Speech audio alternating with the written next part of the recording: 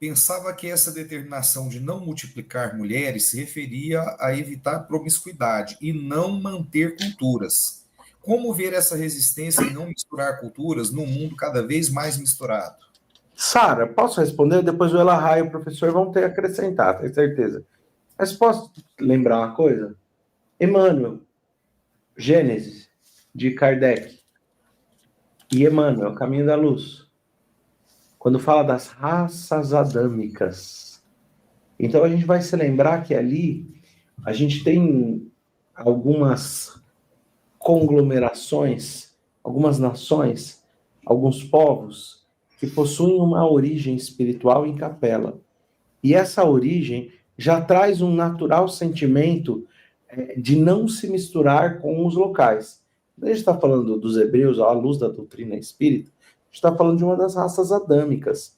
E aqui existe uma preocupação, existe uma forma muito interessante de se observar que é trazido esses elementos. E também o elemento de preservação do monoteísmo no mundo se dá principalmente por conta do judaísmo, já que o próprio catolicismo ou o cristianismo deixou de ser, em dado momento, monoteísta, segundo a lei judaica, por acreditar que Deus seja Pai pela Santíssima Trindade, o que é inaceitável pelo judaísmo. Então, quando você olha para o passado, existe uma justificativa, que eu não vou dizer se é o melhor caminho ou não, mas existe uma justificativa e uma natural compreensão dentro desse povo. Mas, como a gente pode ver essa resistência? A gente precisa de ver com toda a naturalidade, porque, por um lado, se alguns querem casar entre si, isso é completamente respeitável. O importante é que exista amor e fraternidade entre todos os povos, em diferentes culturas. Mas a gente entende que em um mundo regenerado, esses elementos podem estarem diminutos. Mas a grande proposta é a nossa transformação moral e não quem nós escolhemos como parceiro ou parceira para casar. É isso aí. Se vocês querem, Jorge, eu acho que você tem que colocar e pode colocar diferente, da minha opinião, tá? Sem problema. Eu queria comentar. Ponto número 1. Este assunto é do capítulo 17. A gente vai voltar a ele lá na frente. Isso. Nós estamos dando 16. A gente vai rever isso aí com tranquilidade. Fique tranquilo. Segundo ponto. Eu não disse que não era com relação à promiscuidade. Eu não disse. Eu disse para evitar a poligamia, que tem a ver com a promiscuidade. Então, são dois fatores. Um primeiro, a promiscuidade, pela poligamia, pelo desrespeito com essa relação ao outro, na escolha de muitos parceiros. Isso é um ponto. E um outro que é fundamental que a gente entenda é que... deixa eu desligar isso aqui que está com a bateria baixa. E a outra questão que é importante que a gente entenda é que essa questão da miscigenação cultural, ela realmente foi o que... Você pode dizer o que você disser. Porque está errado, tem que misturar. É verdade, tem que misturar. Mas foi essa característica, e eu não estou dizendo nem que é certa, nem que é errada, mas foi essa característica da cultura judaica que fez ela sobreviver. Observe o que acontece no Brasil. No Brasil, quando alguém migra de um determinado país para viver no Brasil, a primeira geração que chega aqui, os pais não deixam falar português. Ensina só o idioma de onde vieram, é uma rigidez, só pode casar com os caras que vieram do mesmo país que eu. É uma tentativa enorme de manter aquele grupo isolado da cultura desse país, que é entendida como equivocada.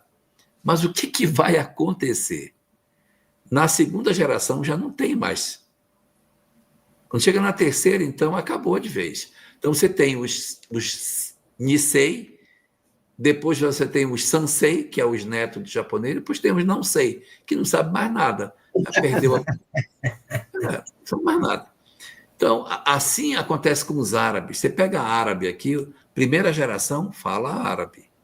Segunda geração só conhece os palavrões. Terceira não sabe mais nada. Não sabe mais nada. Por quê? Porque a nossa cultura é uma cultura extremamente invasiva, integrativa. Nós somos horríveis para destruir a cultura dos outros. Então, um grupo chega aqui, a gente destrói a cultura. Destrói, porque a gente integra, envolve, e quando a pessoa se vê, ela está dentro da cultura brasileira. Os judeus, para se preservar disso, eles fazem todo tipo de coisa. Só casam entre si, evitam ter muita amizade fora do ambiente deles. Para quê? Para que a cultura se preserve. Eles são a única cultura da história da humanidade que preservou 4 coisas. Eles preservaram o idioma. Pode procurar qual é o povo antigo lá que fala o mesmo idioma. Não tem. Todo mundo mudou. O povo árabe não fala o idioma que falava naquela época. Mudou tudo. Segundo, o único povo, a Mesopotâmia fala ainda sumério? Não fala mais, mudou. Agora fala árabe. Não fala o que falava há 4, 5 mil anos atrás. Não fala. Segundo, eles têm o mesmo alfabeto do passado. Não mudou o alfabeto. Vê se os romanos usam número romano, se eles usam latim. Não usa. Então, eles preservaram a língua, a cultura, a religião e o alfabeto. Aí você vai dizer, os gregos. Os gregos têm o mesmo alfabeto e têm a mesma língua, mas não têm a mesma religião, não têm a mesma cultura. Então, preserva uma parte, mas outra não. E como é que os judeus conseguiram, sem terra, sem território, perseguido, infernizado durante 2000 anos, sobreviver? Por causa disso, que a gente está dizendo que é ruim, e eu entendo o seu posicionamento, num mundo globalizado, mas foi isso que fez sobreviver. Se não fosse isso, talvez não tivesse sobrevivido. Aí você diz, mas isso é muito ruim, mas eu vou contar uma coisa para você. Quando veio a ideia do Deus único, só o judaísmo era monoteísta na Terra, só um era monoteísta. 1.300 anos depois, quando Jesus chegou, só um era monoteísta. Durante 1.300 anos não se levantou um povo neste planeta para dizer, eu também concordo, eu acho que é um Deus só. Todos continuavam dizendo que eram vários deuses. Só os judeus mantiveram isso por 1.300 anos. Como é que eles mantiveram isso com todo mundo fazendo pressão para acabar?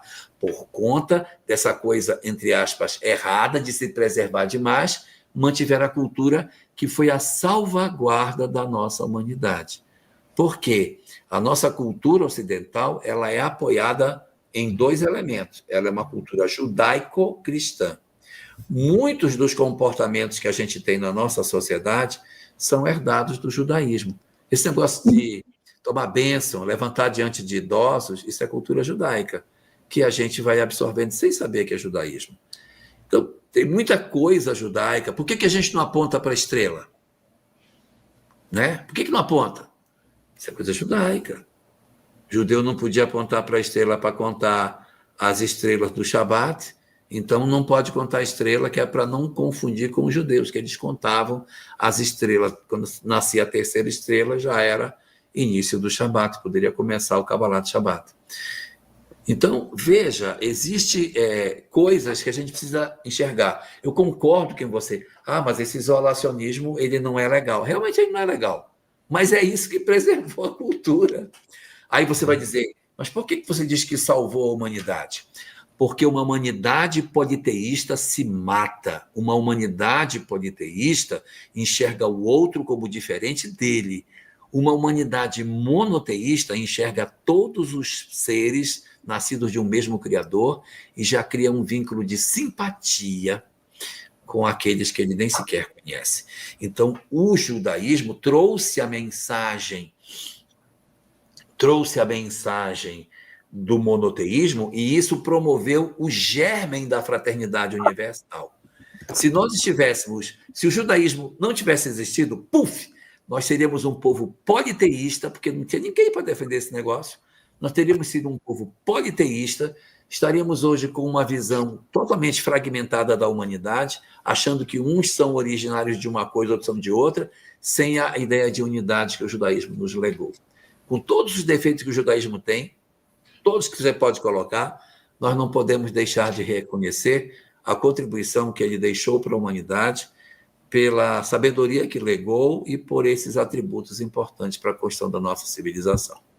Muito bom. E Elahá, vale dizer também que muitas vezes no cristianismo nós até fomos, assim, abertos ao casamento, uma cultura não fechada, ou no islamismo, mas ao mesmo tempo extremamente prosélita ambas as religiões. Já o judaísmo nunca buscou grandes conversões.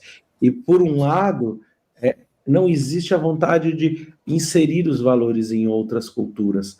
E que, por exemplo, no Islã traz a Guerra Santa, e no cristianismo, no passado, acabou sendo desviado para a Inquisição e outros processos. Então, tem seus lados positivos e seus lados, quem sabe, negativos. Mas, acima de tudo, é o respeito a todas as culturas.